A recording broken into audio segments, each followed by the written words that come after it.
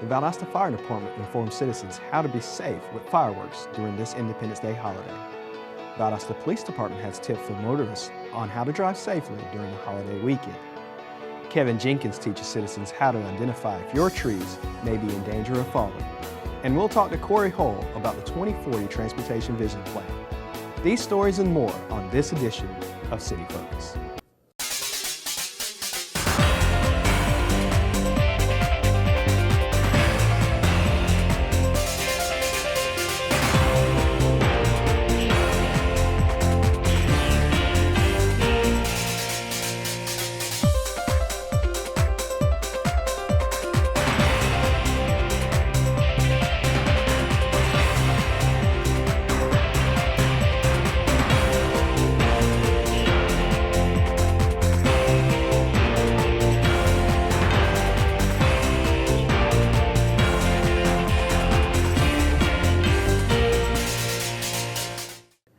Hello, I'm Marcus McConico, the media coordinator for the City of Valdosta, and this is City Focus, your source for information for what's happening in your city.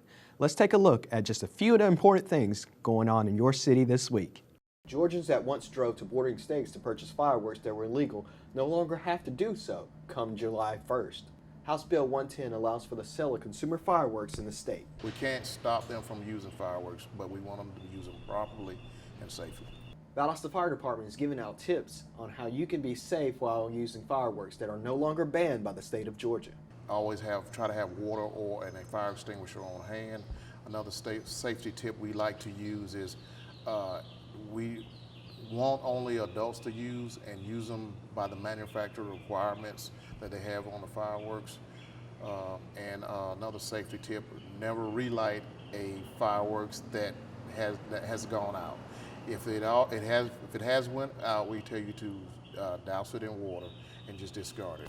Don't try to reuse it because it could cause problems. Another safety tip we tell people to be prepared on is do not wear loose-fitting clothes, because with fireworks, loose-fitting clothes, they can get caught up in the fireworks and then they can catch the clothes on fire. And also, fireworks should not be aimed at people, vehicles, or buildings. The law has changed, but there are still restrictions on when you can use your new, more powerful fireworks. Shooting fireworks, one thing that I do want to stress, is illegal shooting fireworks within 100 yards of a gas station. What you have to be prepared with the new law also is they have set requirements on a particular time fireworks can be used. Fireworks can be used throughout the year by guidelines from the state from 10 till at least 12 midnight. So during the day, 10 to 12 midnight. Now on holidays such as January 1st, December 31st, July 3rd, and July 4th, we tell you that you can use it from 10 to 2 a.m. If you have any questions on fireworks safety, contact the Valdosta Fire Department. Americans enjoy celebrating the 4th of July every summer with family, friends, and vacations. With those vacations comes traveling. Many families travel during this holiday, and with it falling on the weekend this year, the Valdosta Police Department is giving drivers advice on how to be safe. When you're driving through the neighborhood, please remember there are kids at play. Drive the speed limit. Slow down even slower if you have to. And remember, if you have anything to drink, have a designated driver with you. During this holiday season, there's usually more people on the roadway, so there's some safety tips I'd like to remind all drivers. First and foremost, please put on your seatbelt, buckle up for safety. Also remember, don't text and drive. Georgia DOT is currently in the middle of its Drive Alert Arrive Alive campaign, encouraging drivers to be safer on Georgia roadways. It's that time of year again where South Georgia and the city of Valdosta receives what seems like daily afternoon thunderstorms. Thunderstorms can cause trees and large limbs to fall and could bring about damage to your home. City Arborist Kevin Jenkins gives you tips on what citizens need to do in order to keep your property free from harm. Walk around your tree. One of the main things you can do is just get familiar with your tree, know what it looks like. After a storm, go out there and reevaluate it. If you know what it looks like before the storm, you know what it should look like after the storm. If you see anything that looks different to you, there's a good chance that that tree could have failed. And how can you identify if your tree needs to be removed or trimmed? When you're evaluating your tree, there's a couple things you want to look for. First off, you want to look for any holes that has decay in it. Look for cavities, decaying wounds, things like that. Bark missing. If there's any places on the tree where the bark's missing, those are bad spots on the tree, weak spots on the tree. That's where the tree's going to fail. Jenkins advises if you can't identify if a tree is in jeopardy of falling, to contact a professional and get in touch with the city if the tree is in public property. There's a lot of good tree professionals in town, licensed and insured. Make sure that whoever you hire is licensed and insured, just to protect yourself. Call in a tree professional if you have concerns. If the tree's on the right-of-way, or if you think the tree might be on the city right-of-way, call us, and that's something that we'll take care of. The city will come out, evaluate the tree. If it is on the city right-of-way, we will take care of the tree. If it isn't on the city right-of-way, we can advise you where the city right-of-way mark is. The right-of-way changes from street to street, so it's kind of hard to tell if your tree's on the right-of-way or not. If it's anywhere close to the street, there's a good chance it's on the right-of-way. Just give us a call if you have any questions or concerns. If you see dead limbs or a tree at risk of falling, call the engineering department at the city at 229-259-3530. The home buying process is never an easy one.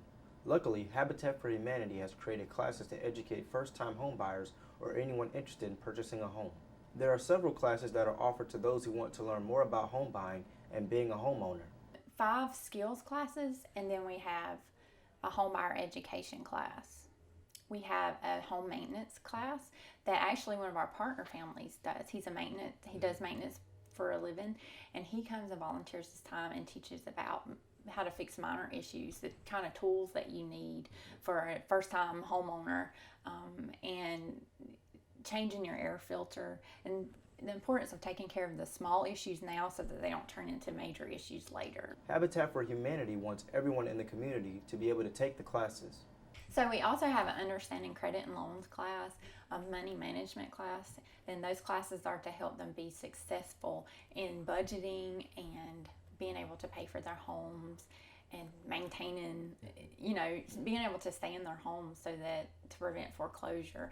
And the credit class, we go over a credit report and the ins and outs of a credit report, their history, how to improve their credit score so that they are more likely to be approved for that loan. A legal documents class, we have our own attorney, Lou Ann Bryant-Smith, who I call on a weekly basis with questions, but she teaches the class and she goes over all the documents that a homeowner will sign at the closing table. Each class has its own set timetable that citizens can take around their schedule. The homebuyer education classes are offered one Saturday every other month, and we ask that you do pre-register for that class, and you can always call the Habitat office to find out the next date that they are available. The one that is coming up is actually July 18th, and it's from 9 to about 3 o'clock, and it's here in our training room here at the Habitat office. There are multiple ways that an individual can receive an application in order to take a class. Our classes are free, open to the public, and in our community, and we've even had some come from other counties to our classes because several people need the certificate that we provide for especially for the home buyer education, in order to get a certain type of loan or for a down payment assistance program. We also have applicant meetings quarterly that take place right down the road on Cypress Street at Crossing Jordan Baptist Church. So there's a couple ways that you can get an application. One would be in the home buyer education class, but if you're a little short on time, you can go to the applicant meeting, which it lasts about an hour and a half at Crossing Jordan Baptist Church. You do not have to pre-register for those. They start 11 and about 12 or 12:30, and you can always call us to find the next meeting in coming up. For more information, contact Habitat for Humanity at 229-247-8513.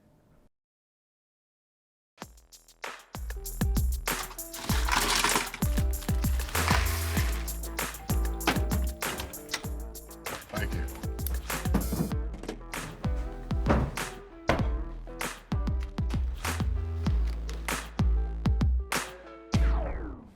You got a king?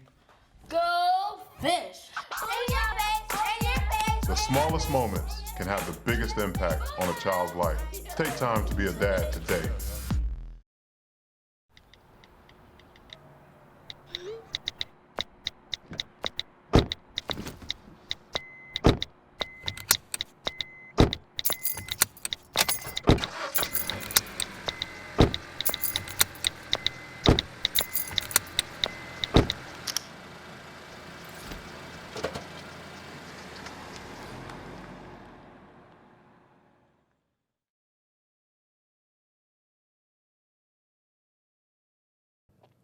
In the next few weeks and months, you may begin to hear a lot about the 2040 Transportation Vision Plan.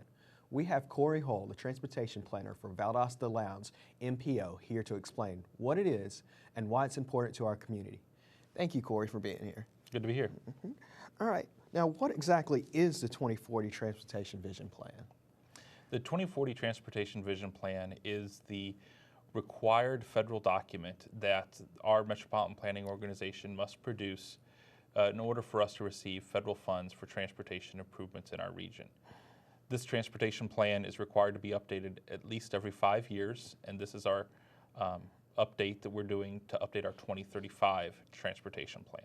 Okay. And what are the goals that we have in this 2040 Transportation Vision Plan? Well, we started identifying our goals nearly 2 years ago.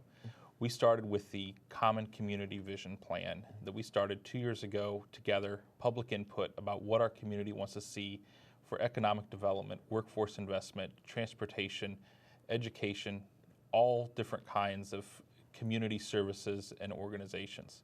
We received over 800 comments at that time from the public that we have turned into a common community vision.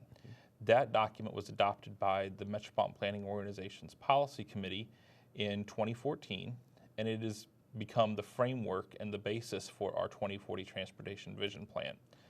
The 18 goals from that Common Community Vision are being used to create a framework for our Transportation Vision Plan. Okay. We're trying to figure out how can transportation impact our local economic development, our workforce investment, how can it impact education, how can it impact all of the other things that our community does to improve those things to make our community a better place to live. Okay. And what are some of the policies and projects that we're going to see over the next 25 years according to this plan? Several of the policies that we've identified are first a complete streets policy that is designed to build our streets in a way that is available for all users, not just cars and trucks, but bicyclists, sidewalks. In larger cities, you see transit vehicles using them. So they're available for all users. Mm-hmm. All users also includes stormwater infrastructure along our roadways, utility infrastructure, making sure that we have the space allocated for that kind of infrastructure for our community. Another policy is our intersection improvement policy, asking our communities to consider roundabouts for intersection improvements. We want them to evaluate that form of infrastructure before we make an infrastructure improvement at intersections. They may not always be the best solution, but we want to make sure that they're evaluated. Roundabouts are shown to be anywhere from 30 to 70% safer than traditional intersections, depending on their location. Okay. Another policy that we are talking about is active and healthy lifestyles policies, looking at what are some of our ways that we can improve the health of our community. So we've asked our communities to invest in sidewalks and bike lanes and programs and projects to promote a healthy lifestyle through transportation infrastructure. That goes into some of our projects then. What kind of projects are we going to be building? We've got improvements to widen Jerry Jones. That's been discussed for quite many years. I-75 reconstruction of exit 29, exit 22, exit 18, exit 11, and exit 2 throughout the county will receive improvements at those interchanges. We also have improvements on Gornto Road, Forest Street planned, and many other roadways throughout our community. And I know you mentioned earlier about the public comments.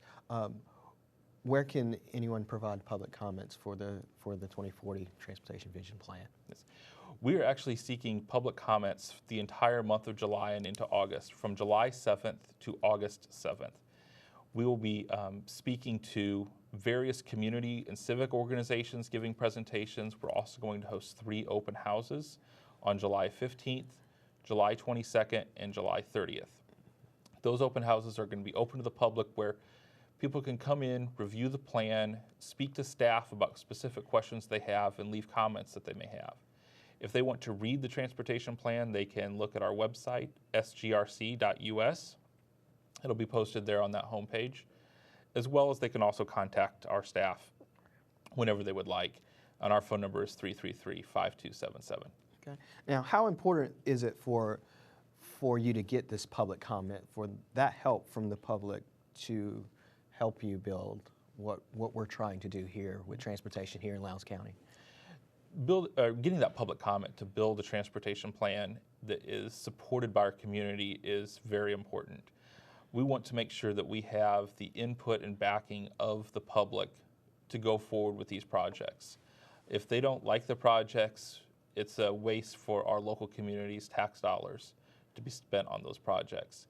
So it's very important for us to get that public comment and for our elected officials to know what types of projects our community residents want to see. Okay. Once again, can you just tell us one more time where we can get any extra information about these projects? Yes. The entire transportation plan, including the projects, will be posted to our website, and that address is www.sgrc.us. We would like to thank Corey Hull for coming in and sharing this important information about the 2040 Transportation Vision Plan, and we'll be right back here on City Focus.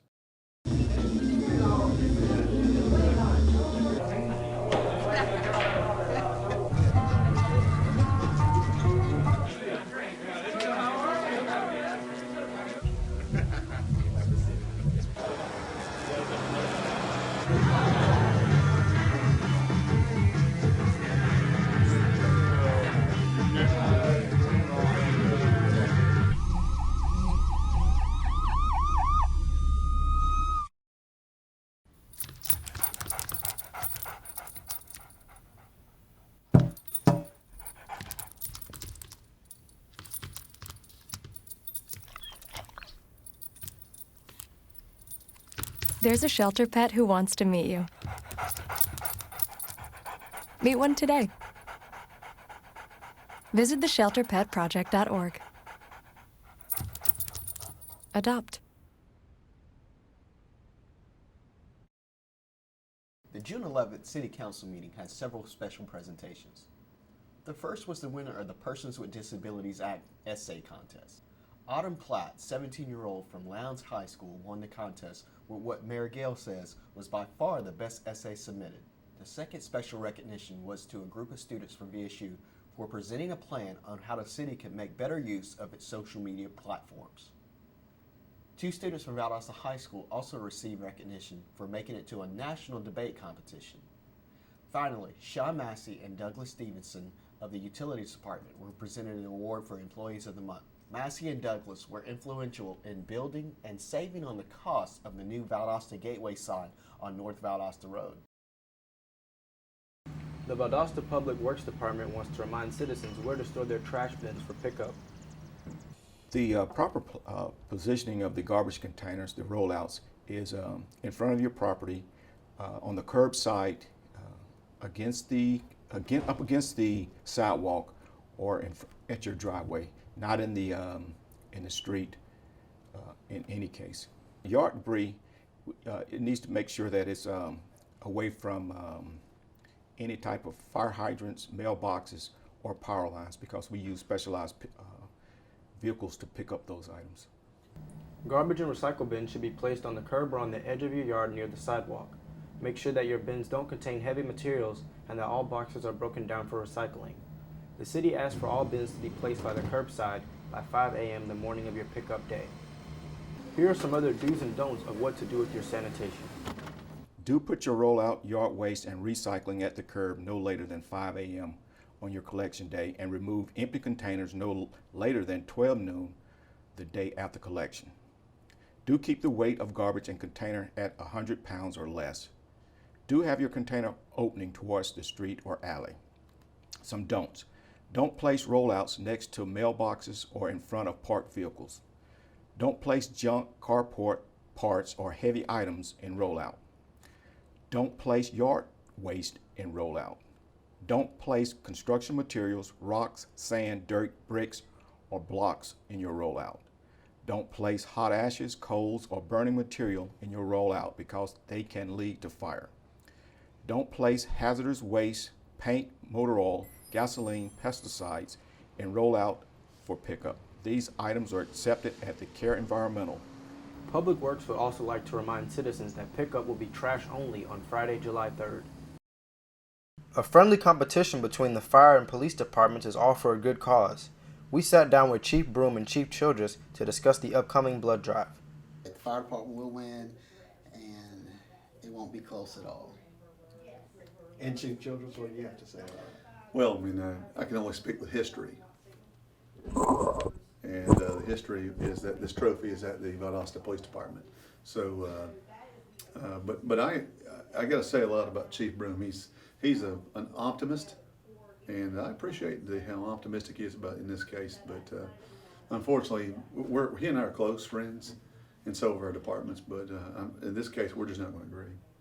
Yeah, we're not going to agree this time. Well, what he's not telling you is the gloves are off.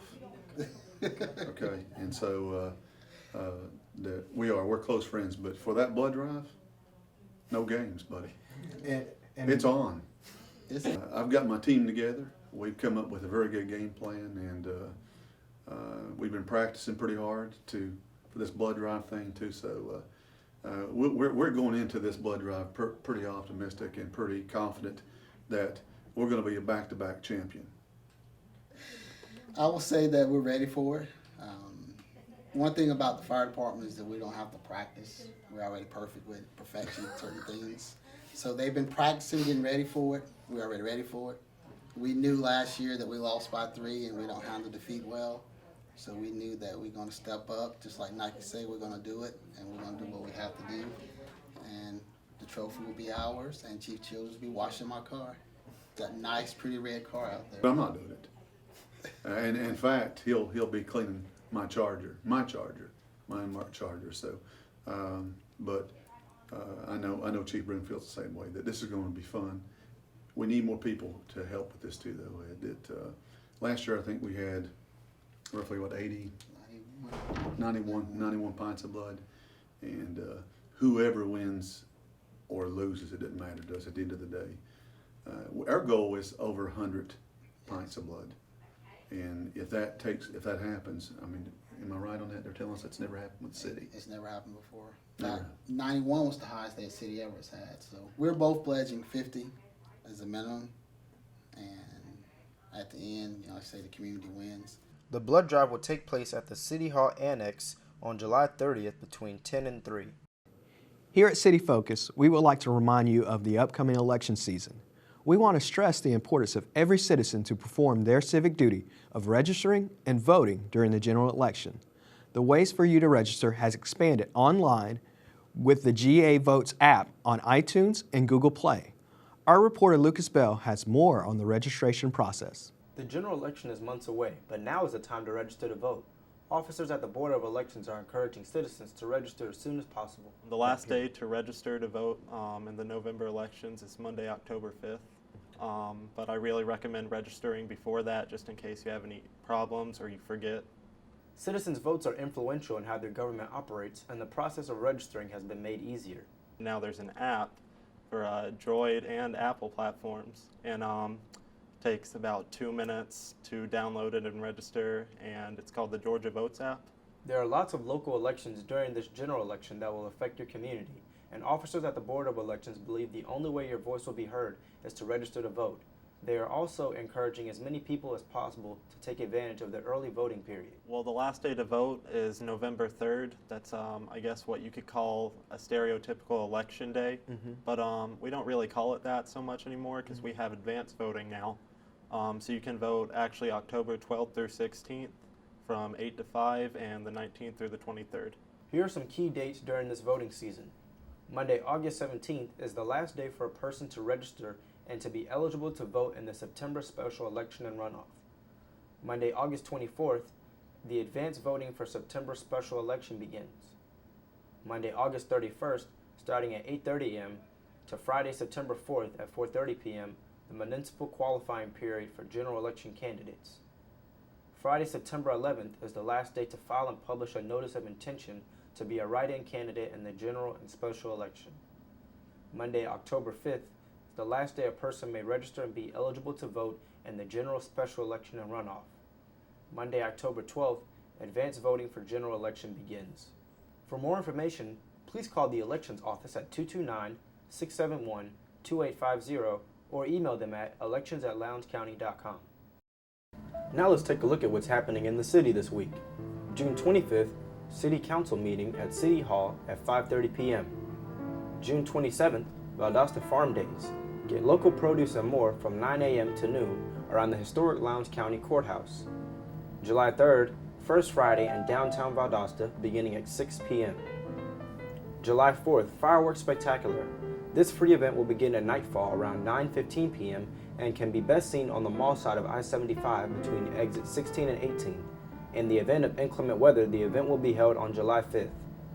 July 7th, City Council work session at 5:30 p.m. at City Hall. July 9th, City Council meeting at City Hall at 5:30 p.m. July 18th, Valdosta Farm Days. Get local produce and more from 9 a.m. to noon around the historic Lowndes County Courthouse. July 20th, join Mayor John Gale at the 7th Annual People's Choice Photo Contest Award Ceremony at the Annette Howard Turner Center for the Arts from 5 to 7 p.m. July 20th through the 25th, Restaurant Week in downtown Valdosta kicks off on July 20th with a Taste of Downtown. Citizens can purchase an event wristband on July 20th in the historic Courthouse Square to participate in the Taste of Valdosta at our downtown restaurants. The event features great food and music throughout the entire week. Call Main Street at 229-259-3577 for more details. July 30th, the second annual Gun and Hoses Blood Drive, a friendly competition between the Valdosta Police and Fire Departments and the Valdosta City Hall Multi-Purpose Room located at 300 North Lee Street from 10 a.m. to 3 p.m. To stay informed with what's going on in the city, sign up for the weekly e-news blast at www.valdostacity.com/public information or call Public Information Officer Samantha Matthews at 229-259-3548. This concludes another edition of City Focus. Be sure to visit our website at valdostacity.com/Metro17. Like us on Facebook, Valdosta City Without Limits. Follow us on Twitter at City of Valdosta and subscribe to our YouTube channel, Metro 17 Valdosta, to see past shows and stories. If you would like to become more involved with the local government, the Mayor and City Council invite all citizens to attend City Council meetings held on the first and third Thursday of the month. All meetings are held in council chambers. Thanks for watching. We'll see you next time here on City Focus.